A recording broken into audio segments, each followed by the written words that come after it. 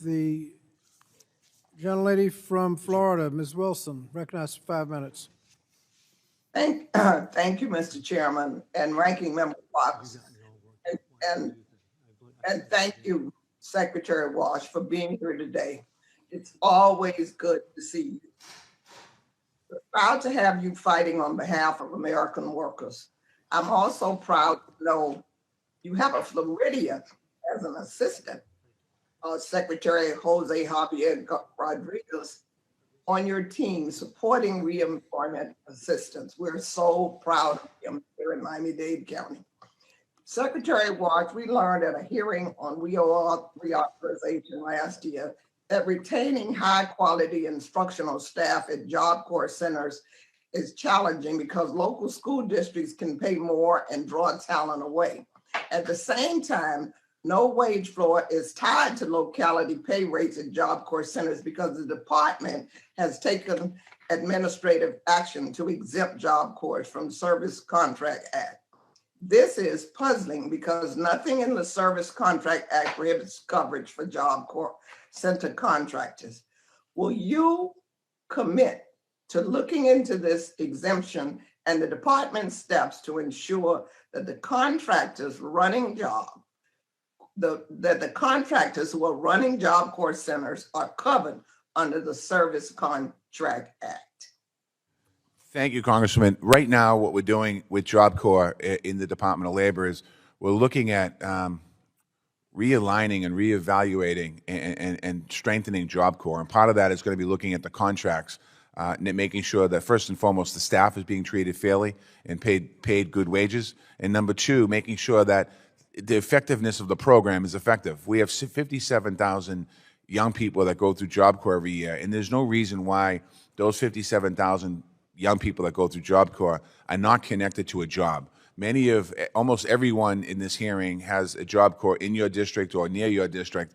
And I think, quite honestly, in some cases, Job Corps is very successful. In other cases, I think the Job Corps program has let our young people down over the last 20 years in this country. And we're in the process right now of reevaluating, and I wouldn't say reconstructing, it's a little too hard of a word, but reevaluating and making adjustments in Job Corps so that the programs are impactful, both for the participants that go through it, and number two, the staff that work there. Thank you so much. As Subcommittee Chair of Higher Education and Workforce Innovation and an original co-sponsor of WeOR, I'm looking forward to following up with your team to ensure contract workers are covered. Secretary Walsh, I've had several hardworking newspaper workers from South Miami reach out to me since Trump left office about overtime pay. Before President Trump left office, his wage and hour division classified newspaper workers as creative professionals and not eligible for overtime. That's horrible. And this has resulted in thousands of our newspaper employees doing work they aren't compensated for, including my constituents at my local paper, the Miami Herald. What is the department's position on rescinding this Trump era provision, which is not fair? On the overtime provision, what we're doing, we've just completed listening sessions. We have not taken any action yet as far as moving forward, but we've done listening sessions all across the country. So I'll have to get back to you on what the next step is. Well, thank you so much. I appreciate you looking into it and getting back with me. And I want to thank you for your commitment to equity. But further, as a Black woman, when I heard you speak of the struggles Black women have to obtain high quality jobs in our workforce, I was saddened beyond belief. In Miami, this issue has been further complicated by decades of underinvestment in the agency by Republican leadership, namely Governor DeSantis.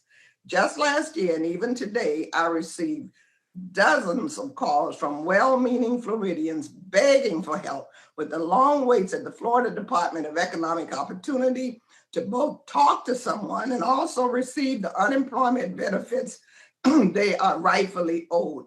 Mr. Secretary, what, if any, help can you and your staff give to everyday Floridians who are waiting for help and their benefits? Is there anything in this budget to address these challenges?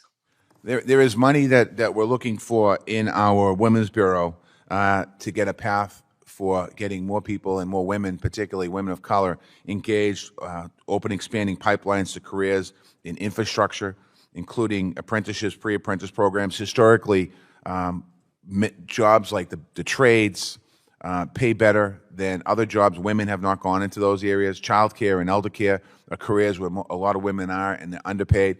So we're working through the Women's Bureau, and we're also, when we think about, in my opening statement, when I said we're focused on equity and inclusion, those are the areas we're going. So there's lots of different areas in this budget, including the WIOA reauthorization. Thank you so much, Mr. Secretary. I look forward to working with you in the coming days to address these critical issues. And I yield back.